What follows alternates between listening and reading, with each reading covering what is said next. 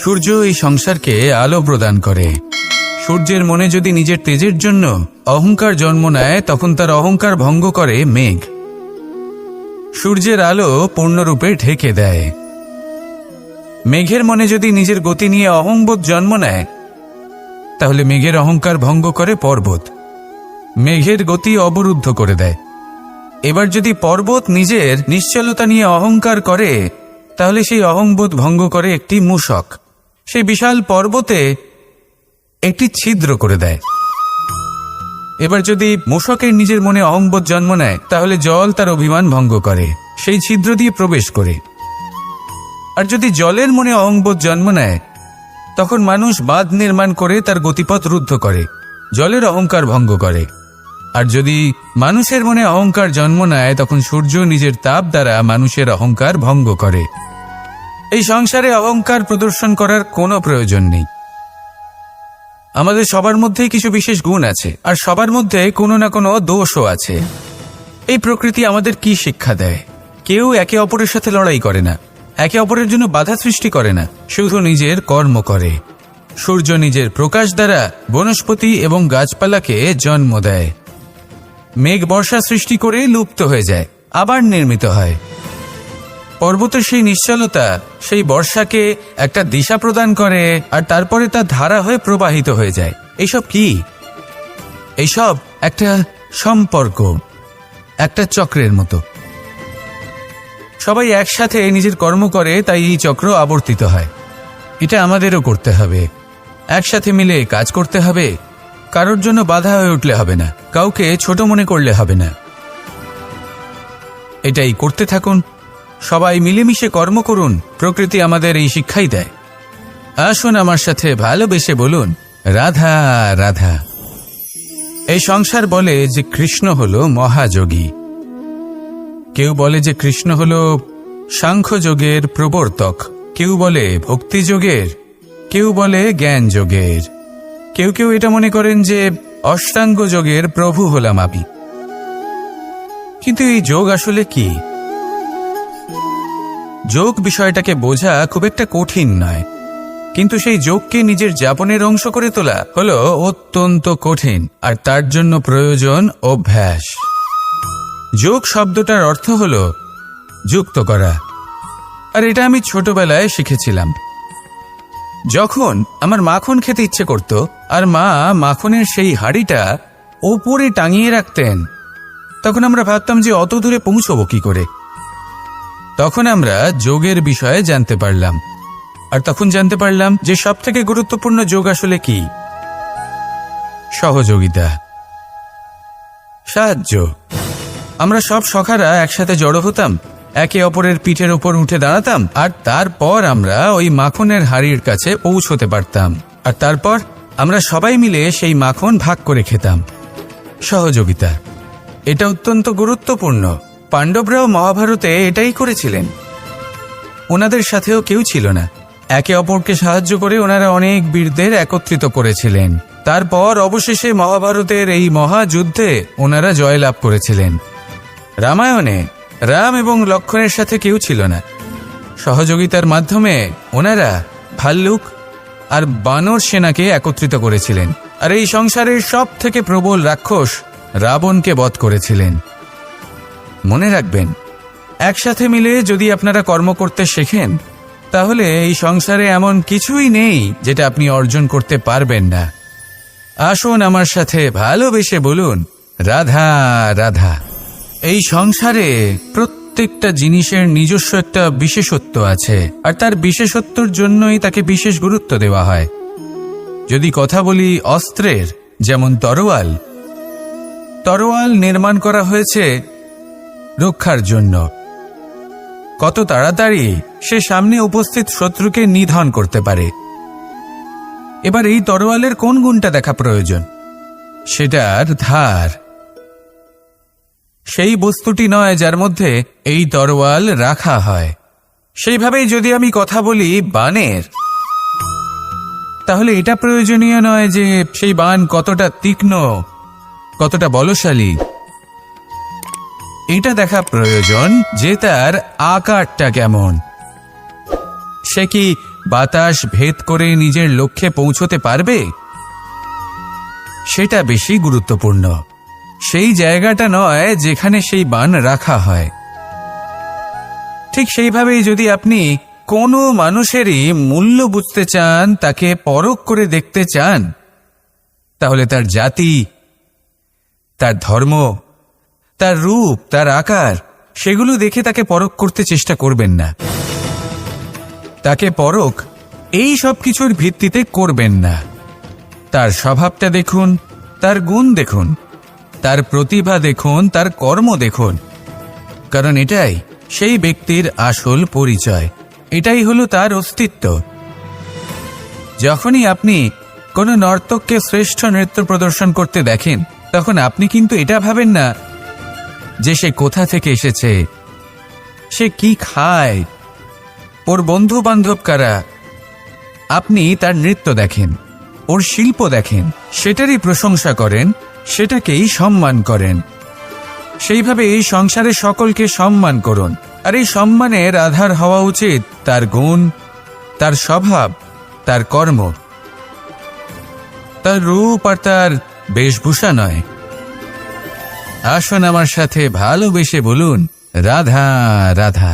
সবাই বলেন যে জীবনে কাদের সঙ্গ লাভ করছি সেটা খুব গুরুত্বপূর্ণ।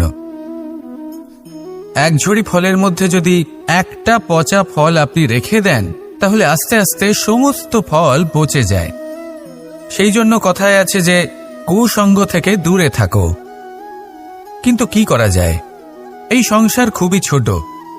যেখানে আমরা কাজ করি, যেখানে আমরা থাকি, যে পথে আমরা আসা যাওয়া করে থাকি, যে পথে আমরা ভ্রমণ করি, সেখানে এমন অনেক সংখ্যক ব্যক্তি থাকেন যাকে দেখে আমরা মনে করি যে এদের থেকে দূরে থাকতে হবে। তখন আমরা কি করতে পারি? তাদের কি আমরা পরিত্যাগ করব? তাহলে এই সংসারে এমন অনেক মানুষ আছেন, তাহলে কি সংসারই পরিত্যাগ করব? না, সেই ফলের মতন হবেন না যারা একটি পচা ফলের উপস্থিতির জন্য নিজেরাও নষ্ট হয়ে যান। বরং হয়ে উঠুন চন্দন বৃক্ষের মতন, যেটা আসলে সাপেদের বাসস্থান, যেখানে অনেক সংখ্যক অত্যন্ত ভয়ানক বিষধর সাপ থাকে। তারপরেও এই চন্দন, সে কিন্তু নিজের শ্রেষ্ঠত্ব হারায় না, এর মূল্য কিন্তু সেই একই থাকে। মনে রাখবেন, এই সংসারে নিজের সঙ্গ বদলানোর পূর্বে নিজেকে বদলান। নিজেকে কিছুটা এমন ভাবে গড়ে তুলুন যে কেউ আসুক না কেন সে যেন আপনাকে বিভ্রান্ত বা দূষিত না করতে পারে। আসুন আমার সাথে ভালোবেসে বলুন, রাধা রাধা। নিজের নিজের অভিজ্ঞতাগুলো দেখে, তার পরিণাম দেখে প্রত্যেক মানুষের মনে একটা ধারণা জন্ম নেয়। প্রজন্মের পর প্রজন্ম যখন অগ্রসর হতে থাকে, এই ধারণাগুলোই কারণ হয়ে ওঠে যা মানুষের জীবনে তার শুভর, অশুভর, লাভের, ক্ষতির, এই সব কিছুর আধার হয়ে ওঠে। যেমন ধরুন, আপনি কোথাও যাচ্ছেন আর পথে বেড়াল রাস্তা পার করে গেল, সেটা অশুভ বলা হয়। কেউ হাঁচলে কাজ থামিয়ে দেওয়া হয়। বলা হয় যখন আপনি কোনো শুভ কাজ করতে যাবেন তখন মিষ্টি খেয়ে যাবেন, কাজ সফল হবে। যদি কোনো ব্যক্তি অনুচিত কথা বলে দেন, তার মানে অনুচিত কিছুই ঘটবে, আদি ইত্যাদি। এরকম অনেক সংখ্যক ধারণা আছে। কিন্তু সবকিছু যদি এরকমই হতো, তাহলে প্রত্যেক মানুষ নিজের কথা দ্বারা নিজের বা অন্য কারোর জীবন স্বর্গতুল্য করে তুলত, নয়তো নরকে পরিণত করত। কিন্তু এরম কি আদৌ হয়? না। কারণ এই সব ধারণা, এই সব কিছু, এর উৎস হলো মানুষের মন, তার মস্তিষ্ক। যখন আমরা কোনো বাক্য বা কোনো ধারণাকে একটু বেশি গুরুত্ব দিয়ে ফেলি, তার উপর একটু বেশি বিশ্বাস করে ফেলি, তখন যেটা হয়, তখন আমাদের এই ইচ্ছে শক্তি, তার সঞ্চার হয় সেই বাক্যের মাধ্যমে। আর সেই জন্য সেই বাক্য আস্তে আস্তে ফলপ্রসূ হতে থাকে। এটা হলো মানুষের মনের শক্তি, তার মস্তিষ্কের শক্তি। এটা কখনো ভুলে যাবেন না। এটা প্রয়োগ করুন আর তার সদ্ব্যবহার করুন। একে প্রয়োগ করুন নিজের লক্ষ্যে পৌঁছানোর জন্য, শুভ কর্ম করার জন্য। আসুন আমার সাথে ভালোবেসে বলুন, রাধা রাধা। রামায়ণের একটা অত্যন্ত শ্রেষ্ঠ কাহিনী আছে, যেটা খুব অমূল্য শিক্ষাদান করে। দশানন যখন ধরাশায়ী হলেন এবং মৃত্যুশয্যায় শুয়েছিলেন, ওনার শেষ নিঃশ্বাস ত্যাগের সময় শ্রীরাম লক্ষ্মণকে বললেন যে, হে লক্ষ্মণ, রাবণের কাছে যাও, ওখানে যাও, ওনার থেকে কিছু জ্ঞান অর্জন করে এসো। উনি হলেন মহাজ্ঞানী, আর ওনার থেকে জ্ঞান অর্জনের এটাই শ্রেষ্ঠ সুযোগ। লক্ষ্মণ প্রথমে মানতে চাইলেন না, কিন্তু শ্রীরাম বোঝানোর পরে লক্ষ্মণ ওনার কাছে গেলেন, রাবণের মাথার কাছে গেলেন আর বললেন, দাদা বলেছেন আপনার থেকে জ্ঞান অর্জন করতে। রাবণ কিছুই বললেন না। লক্ষ্মণ বললেন, আপনি তো দেখছি খুব অহংকারী, মৃত্যুশয্যায় শুয়ে আছেন, শেষ নিঃশ্বাস ত্যাগ করতে চলেছেন, আর তাও এত অহংকার। রাবণ বললেন, নিজের দাদা রামকে ডাকো। শ্রীরাম এলেন, রাবণের পায়ের কাছে এসে দাঁড়ালেন। উনি নিজের হাত জোড় করলেন আর বললেন, হে মহাপণ্ডিত রাবণ, আপনি হলেন মহাজ্ঞানী, দয়া করে আমাদের কিছু জ্ঞান প্রদান করুন। রাবণ বিনম্র চিত্তে ওনার কথা শুনলেন, খুব বিনম্র চিত্তে ক্ষমা প্রার্থনাও করলেন, আর এই সংসার একটি অত্যন্ত শ্রেষ্ঠ জ্ঞান লাভ করল। এর দ্বারা আমরা ঠিক কি শিক্ষা লাভ করি? রাম এবং লক্ষ্মণ দুজনেই ছিলেন তেজস্বী, দুজনেই ছিলেন শ্রেষ্ঠ, ছিলেন বীর, ছিলেন বলবান। কিন্তু শ্রীরামকে মর্যাদা পুরুষোত্তম বলা হয়ে থাকে, কারণ উনি বীর ছিলেন, সাহসী ছিলেন, তার সাথে একটি অত্যন্ত গুরুত্বপূর্ণ গুণ ছিল। সেই গুণ হল বিনম্রতা। এটা খুবই শ্রেষ্ঠ একটা গুণ। যদি কেউ আপনাকে কটু কথা শোনায়, তাহলে উত্তরটা আপনি বিনম্রভাবেও দিতে পারেন। এই বিনম্রতা এমন এক আবেগ যেটা দেখে মনে হবে কোমল, কিন্তু এটা ততটাই প্রবল অস্ত্র, এমন একটা অস্ত্র যা সকলকে নিরস্ত্র করে দিতে পারে। যদি আপনি সাহসী হন এবং বিনম্র হন, তাহলে আপনি বিজয়ী হবেন। যদি আপনি জ্ঞানী হন এবং বিনম্র হন, তাহলে আপনি অবশ্যই মহাজ্ঞানী হয়ে উঠবেন। তাই নিজের মনে বিনম্রতা ধরে রাখুন আর ভালোবেসে বলুন, রাধা রাধা। মানুষ জীবনে অনেক ধরনের সুখ লাভ করে, অর্থ সুখ, পরিবারের সুখ, বৈভবের সুখ, কিন্তু এমন একটা সুখ আছে যা বেশিরভাগ মানুষকে প্রভাবিত করে, কিন্তু সেই সুখ তাদের কোনো প্রয়োজনই নেই। সেটা হলো পরনিন্দা সুখ, অর্থাৎ এমন কোনো ব্যক্তিকে নিয়ে নিন্দা করা, তার প্রতি অনুচিত শব্দ প্রয়োগ করা, কারণ সেই ব্যক্তিকে আপনি পছন্দ করেন না। আর এমন অনেক মানুষ আছেন যারা এই কাজ করে খুব আনন্দ লাভ করেন, যেটা করা উচিত নয়, কারণ এতে আপনার সময়, আপনার ঊর্জা, আপনার নিজের অন্তরের ইতিবাচক শক্তি আপনি নষ্ট করে ফেলছেন। আর এই সব কিছুই আপনার প্রয়োজন আছে। যাদেরকে আপনার পছন্দ নয়, সেই ব্যক্তির বিষয়ে কথাই বলবেন না। সেই সব ব্যক্তির দিকে মনোনিবেশ করুন যাদের আপনি ভালোবাসেন। সেই সব কাজে মন দিন যেগুলো আপনার ভালো লাগে। সেই বস্তুর দিকে নজর দিন যেগুলো আপনার প্রিয়, নিজের লক্ষ্যের দিকে, এই সব কিছুর দিকে নয়। এমনটা করলে আপনার জীবনে আপনি সেই সব বস্তুর দিকে নজর দিতে পারবেন যারা প্রকৃত অর্থে আপনার জীবন আরো শ্রেষ্ঠ করে তোলে। এমনটাই করুন, জীবন আরো অনেক বেশি সুন্দর হয়ে উঠবে। আর তখন এই মন প্রসন্ন হয়ে বলবে, রাধা রাধা। আজ আমরা আবার সাফল্য আর অসফলতার বিষয়ে কথা বলবো।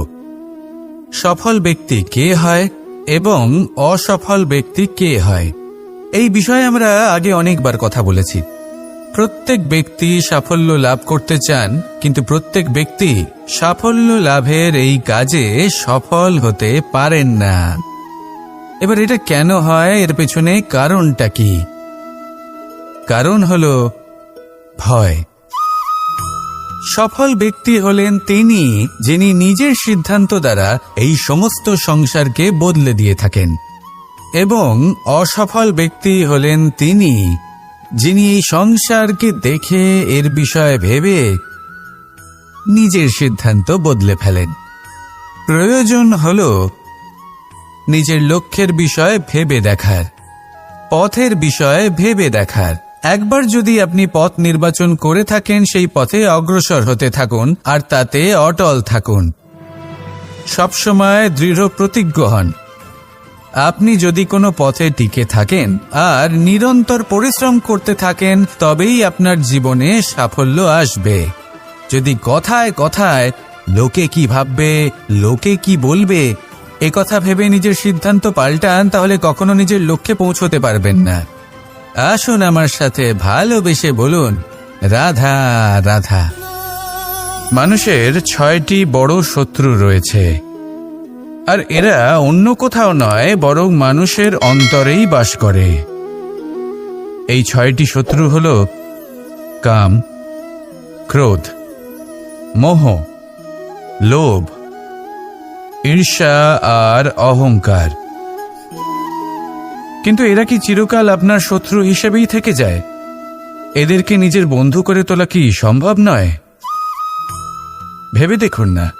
এবার যদি কথা বলি কাম নিয়ে, অর্থাৎ কামনা করা, তাহলে মানুষ যদি জীবনে কামনা করতে থাকে, তাহলে সন্তোষের অনুভূতি লাভ করতে পারে না। কিন্তু এই কামনাই মানুষের বন্ধু হয়ে উঠতে পারে। কিভাবে? ধরুন, যদি মানুষ ভাবে আমি আরো অনেক বেশি শ্রেষ্ঠ ব্যক্তি হয়ে উঠতে চাই, আর তার জন্য কর্ম করে, পরিশ্রম করে, তাহলে ভবিষ্যতে গিয়ে শ্রেষ্ঠ ব্যক্তি হয়ে উঠতে পারে কামনার কারণে। অর্থাৎ এই কামনাই ওর বন্ধু হয়ে ওঠে। কিন্তু ধরুন, কোনো মানুষ যদি চায় সে শ্রেষ্ঠ ব্যক্তি হয়ে উঠবে, কিন্তু তার জন্য না কোনো কর্ম করছেন আর না কোনো পরিশ্রম করছেন, আর অধর্মের পথে চলতে শুরু করে দেন, তাহলে এই কামনাই তার শত্রু হয়ে উঠতে পারে। এবার যদি এই কামনাকে নিজের বন্ধু করে তুলতে হয়, তাহলে নিজের নির্বাচনে বিচক্ষণ হতে হবে, নিজের মস্তিষ্কের ওপর নিয়ন্ত্রণ রাখতে শিখতে হবে। সেটাই করুন আর আমার সাথে ভালোবেসে বলুন, রাধা রাধা। আজ আমরা মানুষের আরও একটি শত্রুর বিষয়ে কথা বলবো, যার নাম হলো লোভ। যে কোনো বস্তুকে অত্যাধিক লাভ করার যে বাসনা, যতটা লাভ করেছি ততটা যথেষ্ট নয়, আমার আরও চাই, আরও চাই, একেই বলে লোভ। এবার এই লোভ আপনার জীবনে শুভ না অশুভ, আপনার মিত্র নাকি আপনার শত্রু, সেটাও নির্ভর করছে আপনার ওপর। যেমন ধরুন, কোনো ব্যক্তির অসম্ভব ধনের লোভ, সে সেটা অর্জন করছে আর সেটা সংগ্রহ করছে, আর সেটা লাভ করার জন্য সে অনৈতিক কাজ করছে। যদি এই সব হতে থাকে, তাহলে লোভ কিন্তু আপনার পক্ষে অত্যন্ত ক্ষতিকারক। কিন্তু যদি সেই ব্যক্তি ধরুন ধন অর্জন করছেন, তার সাথে নীতিও পালন করছেন, আর সংগ্রহ করার পরে সেটা সংসারে ছড়িয়ে দিচ্ছেন, যদি এমনটা হয়, তাহলে এই লোভ আপনার বন্ধু হয়ে উঠতে পারে। যদি আপনার সৎসঙ্গ লাভ করার, সৎকর্ম করার লোভ থাকে, তাহলে আপনি কখনো একা থাকবেন না। যদি ভালোবাসা প্রদান করার লোভ থাকে, এই সংসারকে সাহায্য করার লোভ থাকে, তাহলে এই লোভ, যা সংসারের শত্রু, সেটা কিন্তু আপনার সাথে পরমাত্মার মিলন ঘটাতে পারে। এবার এই লোভকে নিজের মিত্র করে তুলবেন নাকি শত্রু করে তুলবেন, সেই সিদ্ধান্ত আপনারই। আসুন আমার সাথে ভালোবেসে বলুন, রাধা রাধা। একটি সোনার মুদ্রা নিন, সেটা জলে ফেলে দিন, তারপর তুলে নিন, সেটা মাটিতে ফেলে দিন, আবার তুলে নিন, কাদায় ফেলে দিন, আবার তুলে নিয়ে হাতুড়ি দিয়ে তার উপর প্রহার করুন। তারপরেও সেই সোনার মুদ্রার মূল্য সেটাই থাকে যা আগে ছিল, তাই না? এটা হলো উদাহরণ সংসারের সেই প্রত্যেকটা জীবের জন্য, প্রত্যেকটা মানুষের জন্য। কখনো কখনো জীবনে সাফল্যের বদলে আমরা বিফলতা পাই। যতটা আশা করেছিলাম ততটা শ্রেষ্ঠ কর্ম করতে পারি না। কখনো বা আমরা ভুল করে ফেলি, কখনো আমরা অনুচিত কর্ম করে ফেলি, কখনো সংসার আমাদের বুঝতে পারে না। তার পরিণামস্বরূপ এই সংসার আমাদের নিন্দা করে, আমাদের উপেক্ষা করে, আমাদের বিষয়ে কটু কথা বলে, কখনো সামনাসামনি বা কখনো পেছনে। সংসার এমন একটা আচরণ করে যেন আমাদের সাথে কথা বলাটাই একটা বিশাল অপরাধ। এবার সেক্ষেত্রে কি করা উচিত? মনকে শান্ত করা উচিত। বেশিরভাগ ক্ষেত্রেই এমন সময় মানুষ